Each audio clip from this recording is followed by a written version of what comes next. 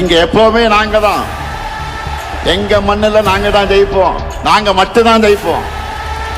7வது முறையும் நாம தான், இனி எப்போது நாம தான். இப்படி இருக்கும்போது அடுத்ததும் நாங்க தான் அப்படின்னு சிஎம் சார் சொல்லுவாங்க.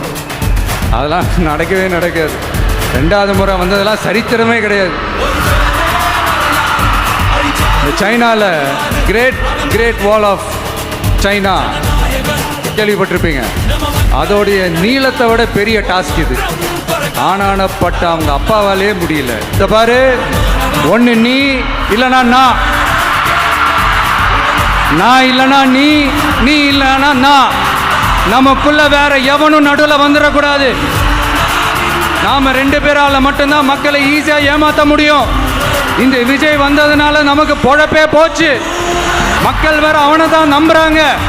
நாம வெளியே அடிச்சுக்கிற மாதிரி அடிச்சுக்கிட்டாலும் உள்ள நம்மளுடைய டீலிங் பக்காவா இருக்கணும். மக்களோட ஃபீலிங்ஸை பத்திலாம் நமக்கு கவலை இல்லை. நமக்கு டீலிங் தான் முக்கியம். மாற்றி ஆட்சிக்கு வந்துடலாம்னு நினைச்சோம், ஆனால் அது நடக்காது போல் இருக்கு. அதனால நீ என்ன பண்ற, எஸ்ஓபின்னு போட்டு ஒரு பக்கம் அவனை தடுத்துரு, இன்னொரு பக்கம் அவன் மேல பழி போட்டு நானும் தடுத்துடுறேன். என்ன ஓகேவா? டீலிங் ஓகேவா? ஓவர்